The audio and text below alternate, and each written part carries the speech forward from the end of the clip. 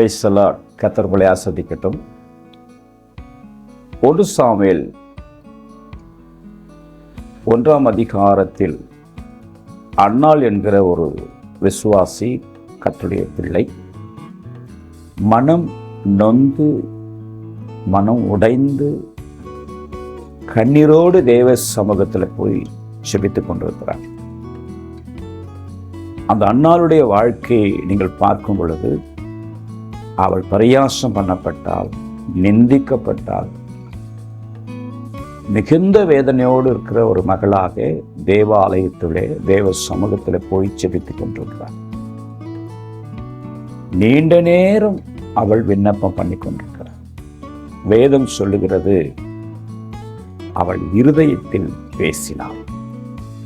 அங்கே கர்த்தருடைய ஊழியக்காரன் ஏலி அவள் வாயை பார்த்து ஒரு செய்தியை, ஒரு கண்டிப்பின் செய்தியை அங்கே சொல்லுகிறார். எவ்வளவு நேரம் நீ வெறித்திருப்பாய், உன் குடியை உன்னை விட்டு விலக்கு என்று சொல்லுகிறார்.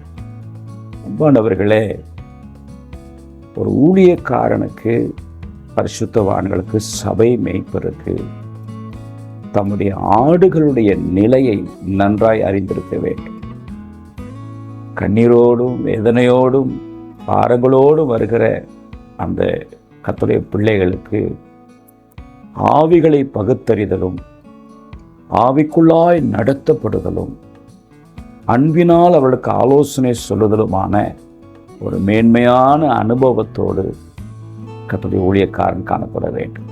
ஆனால் ஏலி பேசுகிற வார்த்தை அவள் எண்ணத்துக்கும் அவள் ஜீவியத்துக்கும் சம்பந்தமில்லாத ஒரு வார்த்தையாக இருந்தது. கடினமாய் பேசுகிறார்.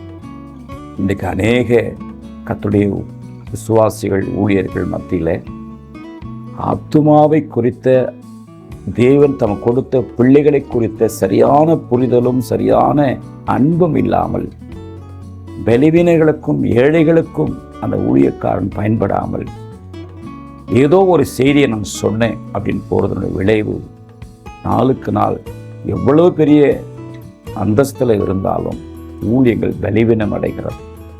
அன்பானவர்களே, இந்த அருமையான காலங்களில் உங்களுடைய ஊழியத்தில் ஏழை எளிய விசுவாசிகள் கண்ணீர் பாடுகளை நீங்கள் சரியாய் புரிந்து அவளுக்கு ஆலோசனை கொடுக்க கர்த்தர் உங்களை அழைத்திருக்கிறார். God bless you.